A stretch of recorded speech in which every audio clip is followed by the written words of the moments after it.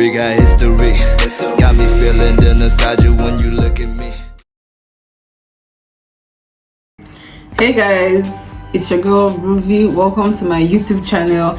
Now, before I start this story, if you have not yet subscribed to my channel, now is the time to do so. And if you have not pre-liked this video, now is the time to do so, because trust me, I do not want you missing any part of this story to go and start subscribing maybe halfway through or quarter way through.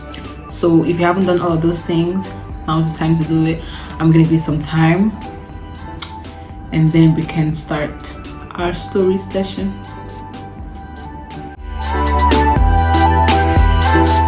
Well, now that you're back, I'm going to assume you have done all of those things that I gave you time for, and let's go into our story time. So this is the first episode of a long line of series that has to do with me giving you guys stories of stuff that has happened with me, things I did or things that just happened with me. More or less just casting myself, putting all my shit out there. Yeah, but because my parents watch my YouTube and I'm not about to, get this on, I'm going to be leaving some details out. And of course we're changing names and changing places, because I'm not going to be giving like definite names or definite places. So yeah, that's it. So let's get into the story time. Okay, also follow my Instagram because I'm active there now, and my Snapchat because I'm active there now. So let's do this. Alrighty, let's get down to the video. So this is November and people are celebrating Halloween. I don't celebrate Halloween because I'm not about that pagan lifestyle. Not trying to judge all of y'all, but like, I'm a Christian. Christians, we don't do Halloween, so that's on that. But like most YouTubers, they're like horror story this, horror story that, and I was like, if I'm talking about my life, I have a lot of horror stories to tell. So before it's too late, how about I jump on that trend? It's a bit too late because it's like the second week already, but it's still November. So this is my horror sugar daddy experience. If you notice my thumbnail, sugar daddy is in quotes because it wasn't really sugar daddy, but it was, sugar daddy without the sugar. Yeah, let's go into this. So this is the gist. Sometime back, let's say, I think it was last year, I'm not really sure, but it was a year, 2000 and something, like last year or last 2 years. I had this friend. You know how sometimes you just have like you've had this particular friend, and then all of a sudden you guys just get close and become like you guys start going everywhere together. And it was just like that with me and my friend. All of a sudden we just got close that year and we're going everywhere together.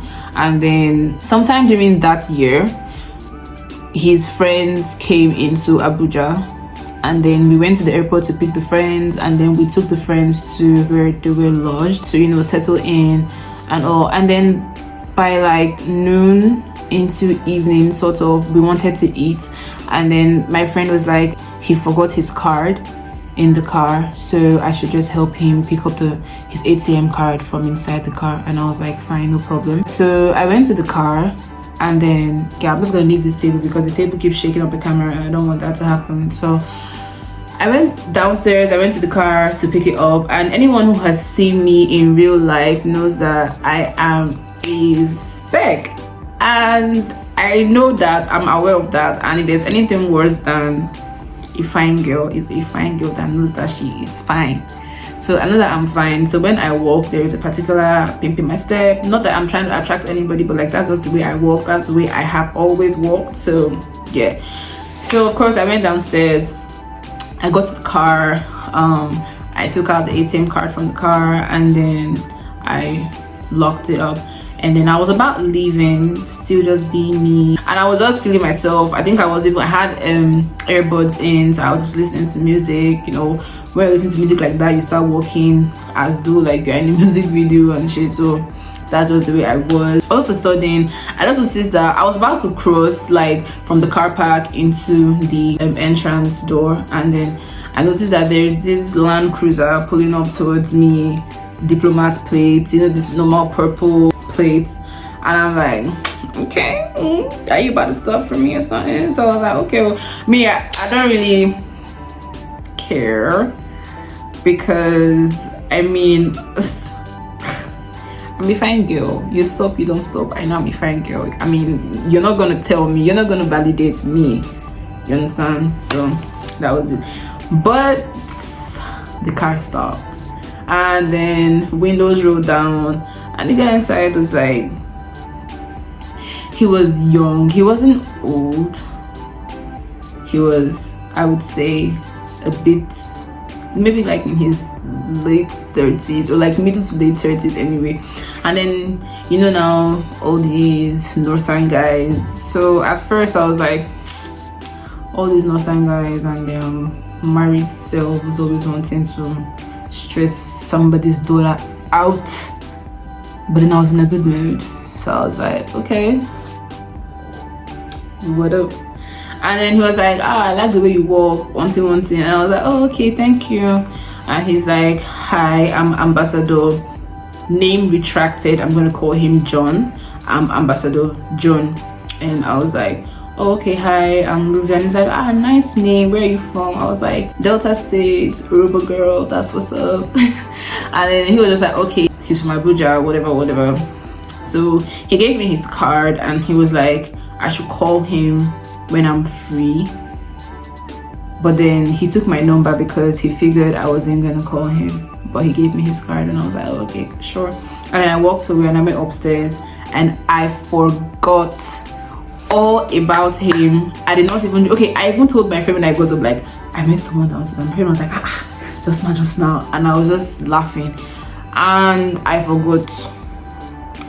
An entire week passed, and I even forgot that someone took my number.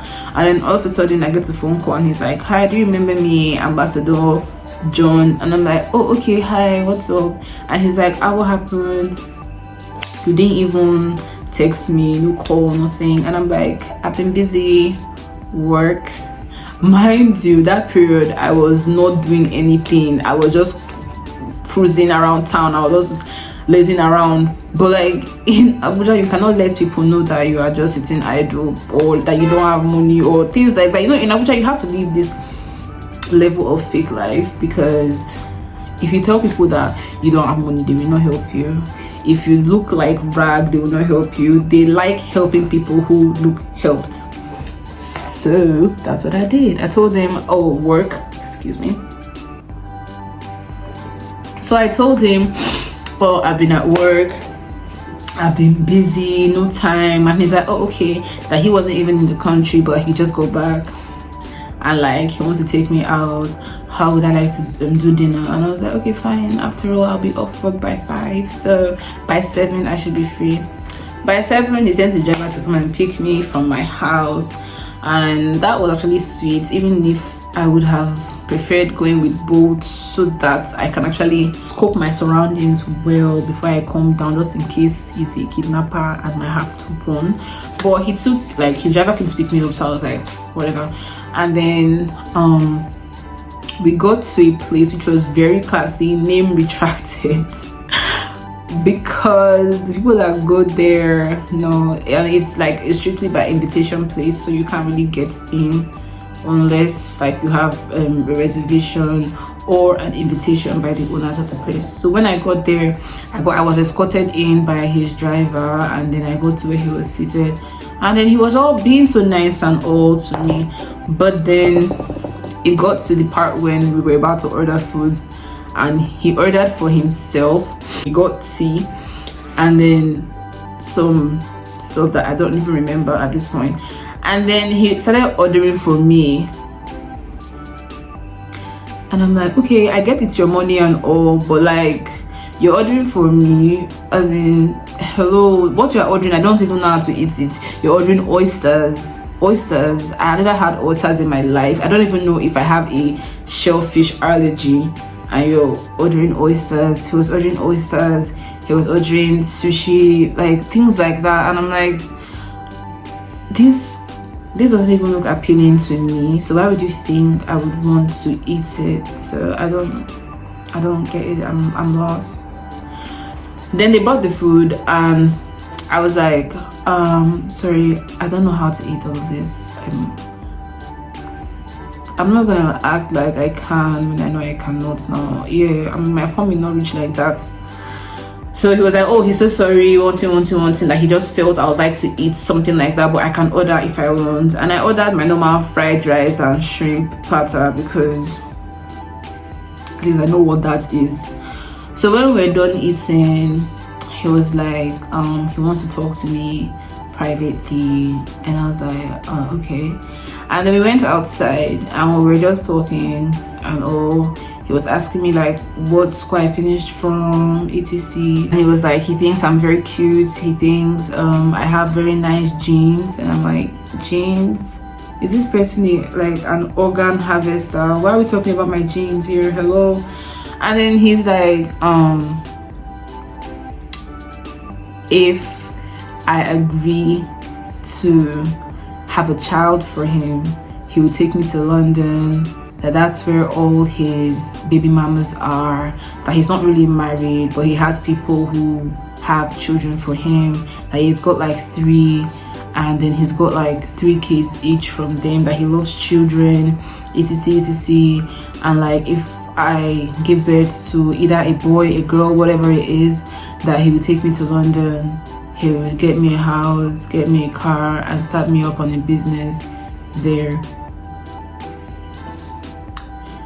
And at that point I was like, what? I don't know what he felt I was, because I'm not that type of girl. I don't even like kids. So where is that coming from? Like, I don't even like kids. Then to have kids for a man that I'm not even married to, that's not gonna happen. And then to have kids for a man who has multiple baby mamas, like, I don't have a problem if you have wives, because that's wives, that means you're actually committed to them. I mean, I don't have anything against polygamous people. So if the guy was married and he was like, I want to marry you, I'll even give it a thought, because that means you're even committed to the people you're with.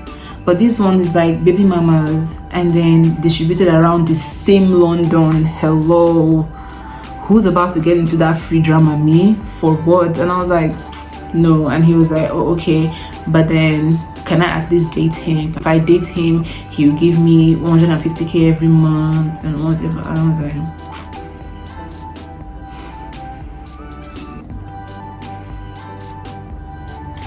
Ruby has suffered. I've suffered 150k every month to date you.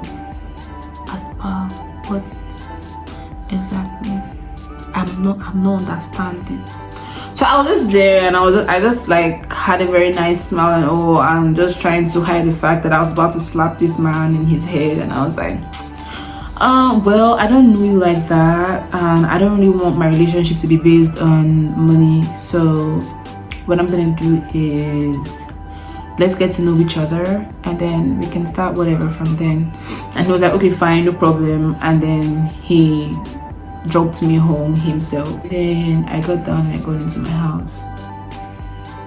Like a week or 2 later, he called me up and he was like, hey, I'm running late at work and I have a function to attend this evening. Can you please, with hearts and shit, like it was so weird,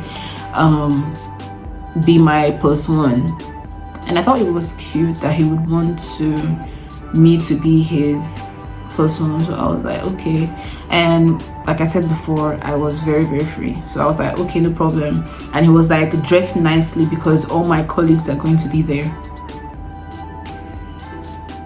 And in my mind, I'm like, dress nicely? Nigga, have you ever seen me dress bad? Like, hello, anybody who knows me knows that I don't dress trashy, I don't dress bad, I'm always on point, my fits are always on point. But like, that's it, just for another day.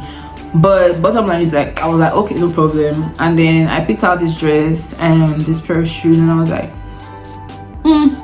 short notice, but this will do. By 7 he called and he was like, his driver is waiting for me, so I should go outside, meet him. So I was like, okay. I went out to meet the driver. Then we met at the same place we met the last time, and then from there we went to his friend's party. When I say his friend's party, y'all would think it's a party. This was like a political something. I did not even know what was happening there. It was a birthday, but then there was a lot of APC banners, many things. Like I was just like, what is going on? Like I was just out of my mind. When we got there, I just kind of, because I don't like crowds. I don't like crowds of people that I do not know. And he was just like all over the place trying to greet people and all, and I was just like So I just like moved to the back of the hall and I sat down, and then his driver was there, so I just kind of started talking to him, and we're just talking and all, and that one was just telling me all his life problems or something like that. So we're just talking and all, and then he comes and he's like, I should escort him to where he's sitting so we can sit there. And then we get there, and then they serve us food, and I did not like my food once again. I don't know what it is with these rich people and eating garbage, but like, can I just eat actual food? Hello. Then all of a sudden he's like, he's so tired, I should help him cut up his chicken. This is not an old man. This is a guy who shouldn't be up to 35 asking me to cut up his chicken. And because I'm such a nice person and I'm such an idiot, and I'm actually such a nice person, I did it. So I cut up the chicken for him using a fork and a knife, and then he picked pieces of his plate and ate them. And we were still there, and then while we were there, his friends and their wives started coming up to us. Jesus Christ. At that point, I was like, I do not want to be in this circle. Jesus Christ, let me get the hell out of here. But I stayed, and then his friends and his wives were coming up to me, and he'll introduce me like, this is my girl, and he's just be like, nice to meet you. And his friends' wives will be like, hey, how you doing? Oh my god, you're so pretty. His friends are men, like 40, men. He looked like the youngest, and at this point I'm thinking maybe he was just facially young and not really age like young, but like he looked like the youngest. And his friends and his friends' wives were like up there 40, 45, and like these women will be like, oh my god, you're so pretty, oh, your hair is so nice, oh my god, what lipstick shade is this? And they were all touching on my hair, on my face, on my clothes, and I was like, god damn, y'all should back up. Leave me alone. Just leave me alone. I don't want to be here, and y'all are touching up on me the way I do not like. But yeah, so that happened. So that made me think that, okay, if his friends' wives are actually cool, because women are never cool with, someone they know being with another woman. So I was like, if they're actually cool with me being with him, maybe he isn't married, because all the time I've been thinking he was married and still had baby mamas. But he just told me, like when you are lying, so you just tell the half truth so the person thinks you're being honest. So that's what I thought it was, but maybe it wasn't like that. So we were done with that, and then he was like, we should go spray the celebrant. And we get there, and the celebrant, who is his friend, her children are like my age. Like her children who were dancing with her were like my age mates. And I was like, what in the weird age bracket group of friends is this? But like I was already like out of sorts. I was already feeling not myself. I was already feeling anxious because I didn't want to be there. But then he takes me to the front of the hall to where the celebrant is dancing, and he hands me a bag of money, and he's like, hold this for me while I spray her. and then I'm standing there with the bag of money like a club bottle girl, standing there while he's spraying her. And I was like, okay, I mean, it can't get more dehumanizing than this. I mean, right? Wrong. So I'm standing there and he's spraying her and all, and then he takes the money from me and all. So I was just literally standing there like I was holding a tray for him. And then he's done spraying her. Then he's like, oh, let's take a picture together. And then we all come together. The woman holds me, we take a picture, and I go back to my seat, and he stays there.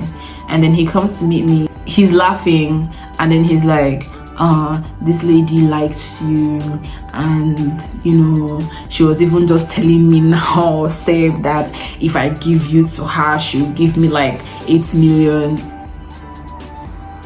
And I'm like, give me to her, how? And he's like, you know now. And I'm like, wait. So the short time I took from the front of the hall to my seat, sat down, brought out my phone, and played one level of Candy Crush, which I failed. You guys have used it to talk about selling me to each other. And it's like, no, I can never let go of it. One thing. So at that point, I knew that he and his friends are sick in the head. So I was like, I want to go home, I'm tired. And he was like, yeah, he'll take me home, no problem. And I was like, okay. And we stayed there till like 3 a.m. And then we were there till 3 a.m. And then at that point, I cannot get into my house at that point because my street will be closed. Vigilantes would not even let us drive in because there was a lot of crisis during that period with all the shite people and all. So we were out till that time, and I hate being out till that time, especially with someone that I don't really know like that. And then he was like, okay, so since it's already late, let's just book a hotel and then I'll drop you off and I'll go home. And I think that was the first time that night that I was very happy. So I took my phone, I texted my friends that stay around that area, and I was like, how far will free hotel room I go Condi? Because I know that my friends will probably be clubbing that period, and also if they're done, they can just come and stay with me and we'll just chill. And my friend was like, okay, no wahala, he's there, like he's around that area, so he'll come and meet me when he's done.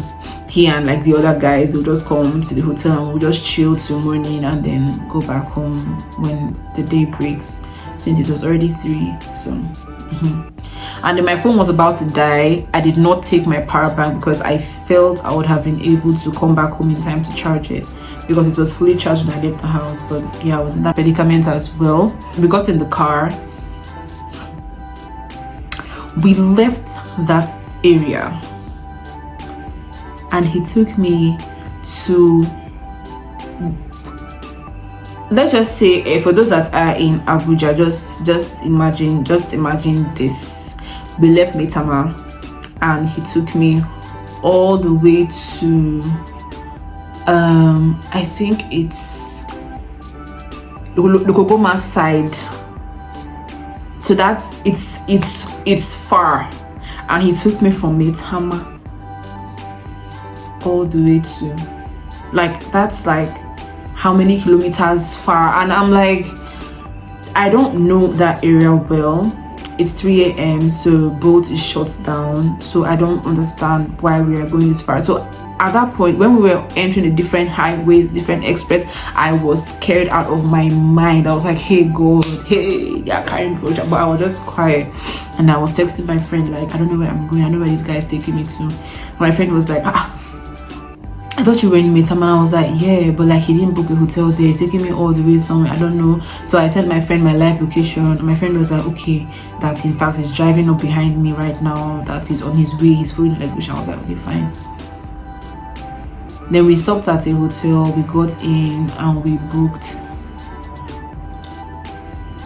Then we got to the hotel room, and then he was like, he really had a nice time with me. He would like to do it again, but like right now he needs to go home because, you know, he has to be at home. He doesn't like sleeping out and all. So I should just stay here and then when day breaks, you come pick me up and drop me at home. And I was like, okay, no problem. And then he left, and immediately he left, I started locking. I locked the doors, like I locked everywhere, the windows, everything, because I don't know if he's setting me up for someone to come and kill me. So I locked the doors. I was so scared. I was trying to call my friend. My friend said SARS held him. The next thing, my phone died. My phone died though. I was not calling the reception to ask them if they maybe sell chargers or something. They were like, no, they don't sell chargers. So I was just there. I was so hopeless. I couldn't text anyone. So the next thing I could do was connect my phone to the TV. That wasn't working. Anytime the phone comes on, the thing will stop charging. So if it comes on, I have to turn it back off so it can charge when it's off. That's the only way the TV could charge the phone. So I was now there. I was there. Finally, my phone came on. I saw missed calls on WhatsApp from my friend. My friend was like, he has been calling me that what's going on, what's happening. He's so scared right now that SARS held him, but he has left there. But my live location ended. He's just dead. And I was like, bro, you shouldn't worry that I'm at the hotel. You should just go back home. It's already late. At that time, it was like 4. So I was like, you should just go back home. It's late. That I would come by his side in the morning. And he was like, okay, no problem, but I should be safe. Anything, I should call him. So I was like, fine. Then the next day, well, not the next day because it was still that day, but when the day had broken, when they don't break, he now called me that he's on his way. That is the guy now called me that he's on his way. And at that point, I was angry as hell. I was fuming. And then I was like, he's on his way, whatever. I was like, okay, fine. And then he got to the hotel, so he told me to come downstairs. And as I was coming downstairs, I was not seeing him. He was horning. And I was like, is this person mad? Like, I don't understand. I should be running downstairs because. And as I got downstairs, he was like, he told me before he left that he was going to come and pick me this morning. That why wasn't I ready and waiting for him downstairs? And I was like, I should have been ready and waiting for you downstairs when I could just be ready and waiting for you upstairs. And when you come, I'll come downstairs. Like, does that even make sense to you?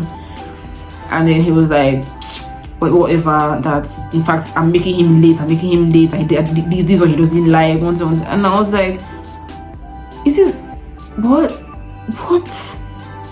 I was annoyed. I was peeved. I was like, man, let me just get home and block this nigga because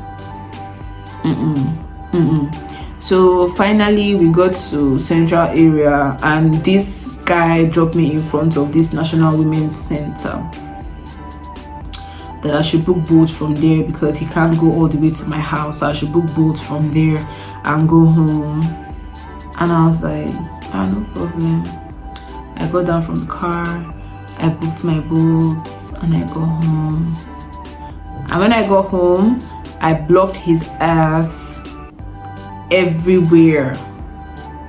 He couldn't call me, he couldn't text me, he couldn't message me on WhatsApp, Instagram, Snapchat, anything. Like, I blocked him everywhere, deleted his number. Like, it was as though I could wash off every memory of ever knowing him, because what in the world is that?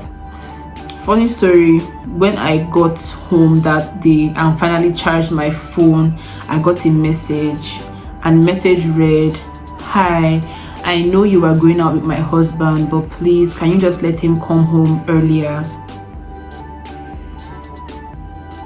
And I was like, what? Guy, I was furious. I was like, oh my god, because this is one thing that I try to avoid. I do not like women. I have never ever liked the idea of a woman texting another woman to stay away from her husband, because hello, you should even know not to. I mean, yeah, it's the man's fault, because I mean, it's the man that married you. But like, this woman literally texted me, and she did not even text me to argue. She texted him to tell me that I should let him come back home earlier. I felt so bad. I was like, and even see the man, for that matter, that I'm getting this type of text for, like. So So after that, I vowed to stay away from every northern person or anyone that even looks like a northern person. If you are wearing kaftan and you are driving jeep, I know they do. So that was it. That is my horror sugar daddy experience. Last, there was no sugar. All I did probably was get fat because I was just eating a lot. Any small thing, let's go out, eat. Any small thing, let's go out, eat, and drink tea that has plenty ginger. There was no sugar from my end, and there was definitely no sugar from his end. So yeah, that's how it ended. And yeah, that's my story. So I hope you guys enjoyed that. If you guys enjoyed that, you are a bunch of amiable. But it's only normal because I think I'm a good storyteller. So if you have not liked this video till now, you have problem that only God can solve, because it means you are a hater or a sadist. Like my video, because if you are listening to this, it means you like the video. So please like the video in real life. So guys, thanks for watching to the end. Watch my other videos which are coming up next anyway. So I love you all so much. Bye.